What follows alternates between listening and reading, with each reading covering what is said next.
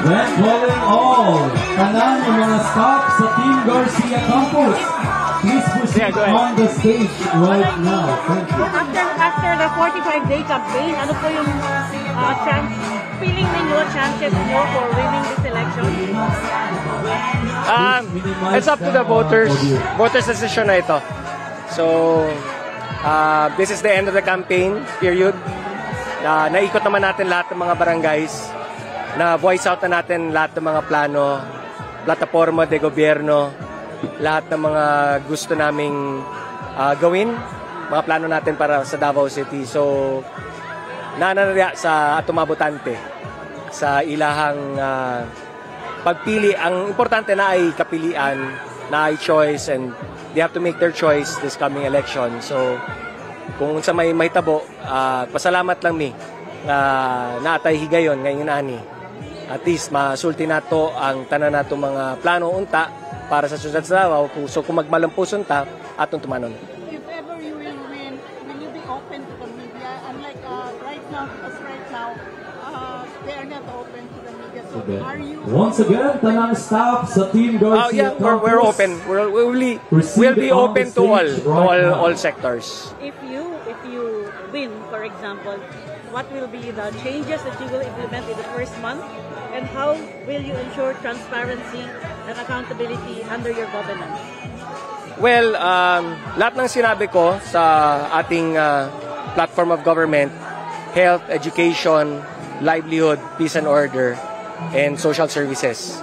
So kung ano may nailatag natin na platform of government natin, we'll have to take a look at ano yung na program na for these projects for 2024, because ang gagamitin natin ng budget is yung budget that was already approved for 2025, approved in 2024 for implementation in 2025.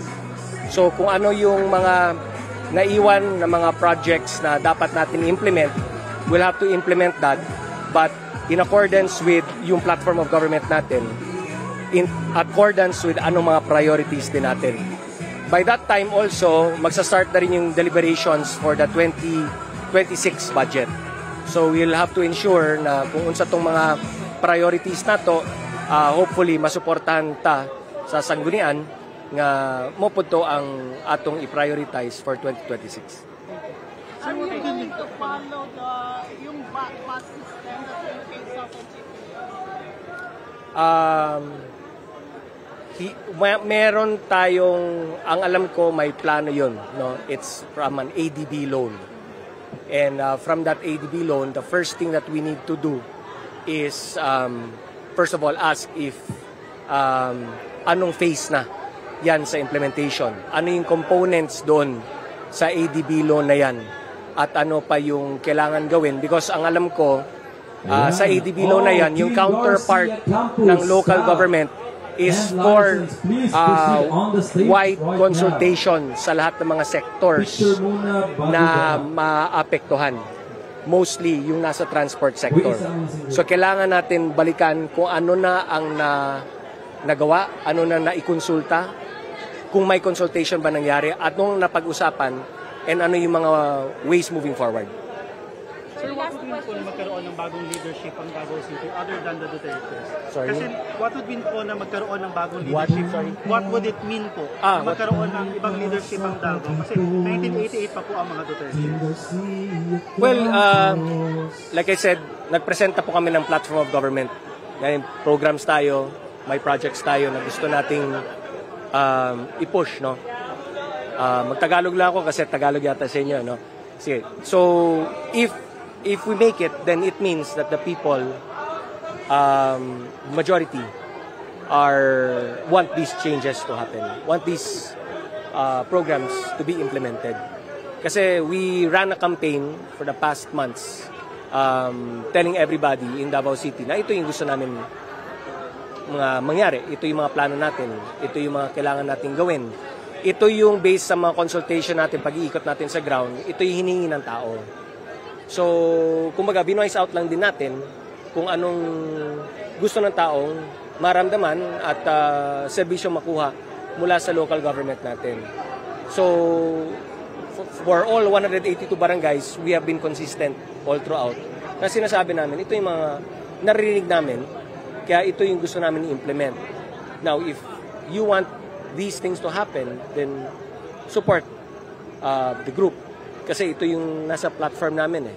So, if we win, then it means that these are the changes that people want to happen. So, it's up to us na ituloy, no? To implement these changes para hindi naman mabigo, no, ang boto ng mga kababayan natin. Sir, what do you think po of the prospects of an absent mayor if former President Rodrigo Duterte wins?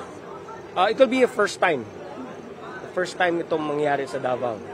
So, maraming question marks din, no? What will happen.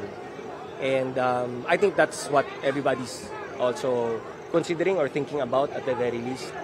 Na if it happens, what next? Kasi kahit ako, wala rin akong as a lawyer, marami kasing legal questions that might be asked na readily hindi natin alam ang sagot. Kasi nga this is a unique situation. It's very new. It's never happened before.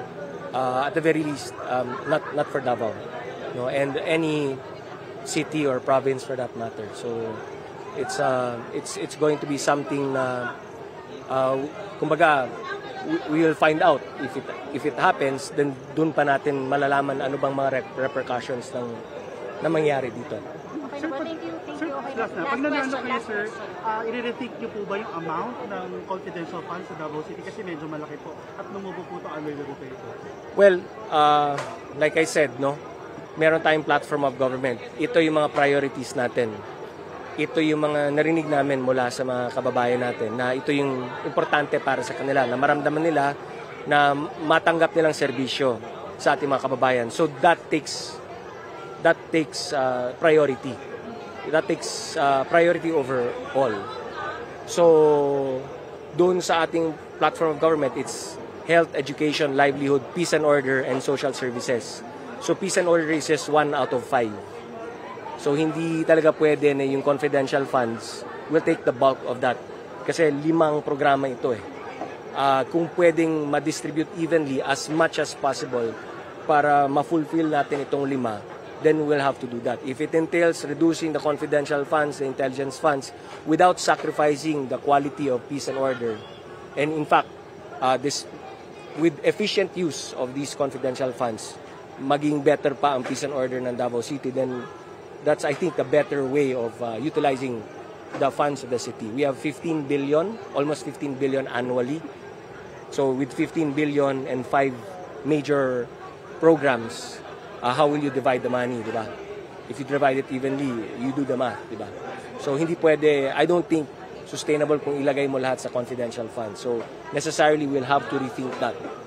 We still have to take care of the health of our people, education, their livelihood, and social services. Thank you po. Thank you so much. Thank you. Thank you very much.